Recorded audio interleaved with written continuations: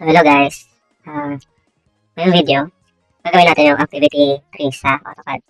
So as you can see, ginawa ko na siya before mag-start. Pero, tuturo ko dito yung step by step. So yung step by step na ito, ang una yung gagawin is yung main boxes o main, itong apat na ito. 1, tapos 2, and then 3, then yung pinaka-inner nyo. So, ang gagawin unang command dito is REC, rectangle. Then enter. Then, click ka muna or select ka muna ng first corner ng rectangle mo. So, click. Tapos ilagay mo yung sukat ng outer na rectangle. So, that'll be, sabi dito sa diagram, merong 15 millimeter both sides. And then, sa gitna niya, meron siyang 100. So, that leaves us with 130. So, 130, comma. Then, yung height niya is 75. Or, 60, rather. Then, lalagay natin 60. Enter. So, nagawa na natin yung first rectangle natin. Then, next, REC ulit tayo. Ayan, then, select first corner kahit saan.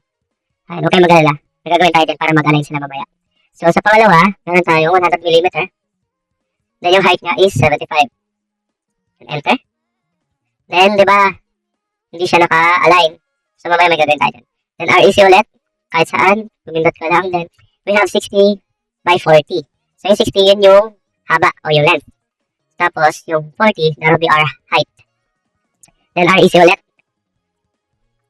Then, 30, 20. So, if you are using same command every time, and then, nag-enter ka, nasi-save naman yung, yung memory ng command. So, pwede mo namang direct ang enter na. So, kung makikita nyo, rectangular ulit. Kung yun yung ulitin, kung yun yung command na gagamitin nyo ulit, para hindi na kayo mag-type ulit ng REC. So, pwede nyo namang enter yun na agad. But not unless kung mag-iba kayo ng command. And then, since then, nagawa na natin lahat ng 4 main boxes natin. So, ang gagawin natin is command move. So, move na natin sila sa center. So, make sure nyo muna before kayo mag-proceed dito sa, naka-on yung OSNAP nyo. Naka-select all yan para hindi kayo mahirapan. Ayan. So, move. Then, click nyo ito. Then, palabasin nyo lang ito nasa gitna. So, for example, na-encounter nyo ganito. Diba yan, lumabas. Tapos, hindi lumalabas yung gitna. Ang gagawin nyo lang, tapat nyo lang dito sa linya. Lalabas na yan. Tapos, then move ulit. Ayan. Na makikita nyo, diba? Asan, wala lumalabas. So, tatapat nyo lang dito. Then, lalabas na yan. So, now, nagawa na natin to. So, mapipicture out nyo na, mapivisualize nyo na yung magiging itsura. Magiging ganda siya. So, next natin gagawin yung both sides. Dito magkabilahan. But before that, we need to trim this. Trim muna natin to. Trim. Itong dalawa. And then, after that, we can delete this. Mamaya malaman nyo bakit. We can erase that. Tapos, circle tayo. Pwede na naman yung fillet na inaano ni ma'am. Tapos, magra-radius tayo ng 6. Pwede ganyan. Pero, ako kasi, mas prefer ko yung tangent circle, tapos tangent. Tapos, both side, click mo lang yan. Then, enter ka lang ng value. Copy na yan. Pero kung, mas prefer nyo, for the sake lang din, ang tinuro ni ma'am. Pwede nyo gamitin nyo yung fillet, tapos, radius, lagay nyo yung value. Then 6, enter. Then select nyo to. Ayan. Pwede ganyan. Tapos since, ayan diba? Fillet din to. Tapos diba ganyan? So yung nakalagay dito sa diagram, ito. Yung inner niya is naka 4 yung radius. So that mean na magbabawas lang tayo ng dalawa. So kung ito 6, mag-offset tayo. Gagamitan natin yung offset. So mag-offset tayo ng 2 millimeter o yung distance. Ayan. Enter. Then select mo to. Ayan. Automatic na siya magaganyan. So, ayan, ganyan na siya. Gagawin natin. Nagawa na natin kabilang side. Gagawin natin technique ng mirror. So, select mo to. Then, MI. Then, select mo yung pinaka-center. Ayan. Tapos, itapat mo siya. Hindi kanan siya kaliwa. Tatapat mo yung cursor mo, taas baba. Para doon siya mapunta sa kabilang side, sa kanan. Then, erase source object.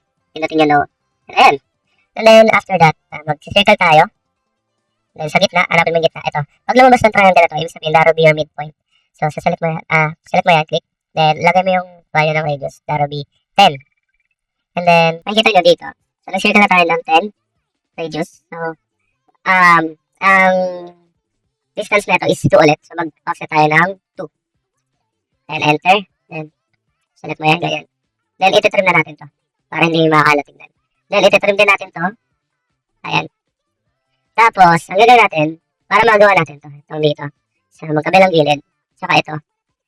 Before this, gawin muna natin itong kabilang gilid. Gagawin mo is, circle ka, circle.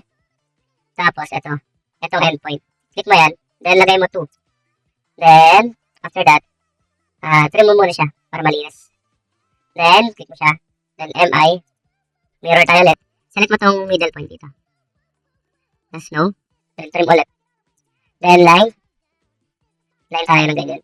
Tapos, ang offset niya is 2 ulit. As you can see here. 2 yun ulit. Then, click multiple. Enter. Click, click, click. Click, click, click. Then, after that, you need to trim this. Then, circle. Then, 2P.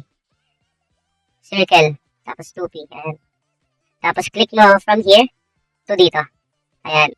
And then, hindi pa naka-center yan. As you can see, yung pinaka-center niya, hindi nakatapat dito sa perpendicular neto. So, gagawin natin, move. Then, hindi natin makita center point siya, diba? So, tatapat mo lang siya dito. Ayan. Lalabas na yung cross dun sa gitna. Then, click mo yan. Then, ilalagay mo lang dito. Pinaka-gitna. Then, you can trim this. So, once nalagawa mo na yung isa, gagawin mo, select mo lang yan. From left to right ang pag-click, ang pag-select pala. Kasi once na ginawa mo, from right to left, pati itong linya na to, masasama. So, dapat, ito lang. Ayan. Ito lang dapat. Then, after that, ang gagawin natin is copy na command. So, CO, then enter. Then, base point natin yung pinaka-center niya. Kahit saan dito, basta yung pinaka-center niya. So, for me, ang pinaka-midpoint niya, for me, ito yung gagamitin ko. Then, tatapat mo siya dito. Then, lalagay mo yung value ng 30. Then, the same din dito, 30. And after that, you can trim this. Trim, trim, trim. Then after mo matrim yan, pwede mong i-select. Select mo sila ang tatlo. Wag mong i-select ng ganito kasi masasama to. Ang tendency, madodoble yan dito. So, ang pag-select mo naman dito, isa-isa. Yan. Yan. Tapos ganyan. Then after that, mag-mirror tayo. MI ulit. So, from, ang base point natin, ito. Kahit saan dyan, basta nasa midpoint ng vertical. Tapos, for me, ito gagamitin ko. Tapos, pag na-click mo na yan, tatapat mo yung cursor mo from left or right. Ayun o, kaya ganyan. Para mapunta siya dun sa baba. Kasi pag ginawa mo, ganito, dito siya mapupunta sa kabila. So, lagay mo yung cursor mo dyan, click mo. No? Then, you can trim this one. Trim, trim, trim, trim, trim, trim. Then, after that, gawa na natin to. So, ang gagawin na natin is jumper. Yung mga sides niya. So, CHA, then distance. As you can see, meron akong distance kasi ginawa ko na. So, unahin muna natin ito. Ang value na ito is 4. So, enter mo lang yan. Enter. Then, in trim, make sure na naka-on. Naka-trim. Then, after that, make sure mo muna before ka mag-click, multiple ka muna. Enter yan. Then, we can proceed clicking this. Yan. Jumper natin ito. So, once done ka na, hindi mo na need pang mag-leave sa command na ito. Gawin mo lang is, mag-distance ka ulit. Distance. Papalitan mo yung value. So, ang value naman na nasa gitna is 7. So, nalagyan natin 7. Then, since automatically naman siya nag-ano, enter mo na lang yan. Then, make sure na mag-multiple ka ulit. Then, click mo lang. Automatic na yun. Then, after that, distance ka ulit. Palitan mo yung value 2. Then, multiple ka ulit. Ayan. Then, tapos ka na. Ang pinakauna mong gagawin para mas mabilis ka sa dimensioning, itong mga Q-leads kasi need mo kasi siyang lagyan pa or need mo magmano-mano ng type. So, Q-lead, then select natin to. Then yun. And the letter, nakasulat dito is 30 by 20. And then Q-lead ulit. Note guys pag same lang naman ang command yung gagamitin mo, i-enter mo na lang kasi para hindi ka na mag-type ulit. And ayan, 60 by 40. Wala ulit. Sorry. Wala ka.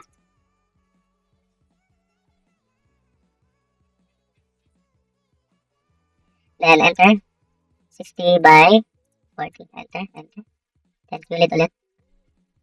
Ulit dito. Enter. 4 by 4. Then, this one.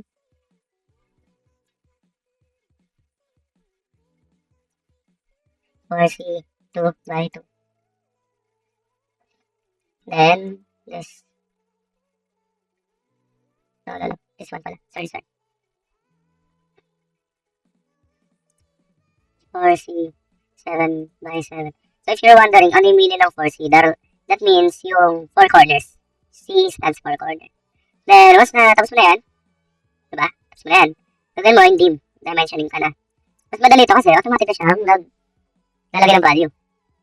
Unlike sa QLID, mano-mano yung paglagay mo ng value. Ayan, diba?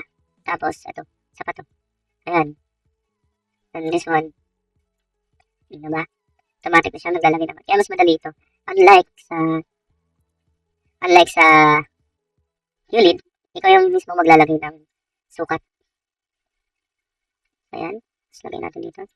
Ayan. So you can see 75. Same lang. Ayan. 100. And from this into this, 30. And then, may nalimutan tayo. Ito pa. From here, and then here. Oh wait, ba't may butal? Wala dapat butal yun.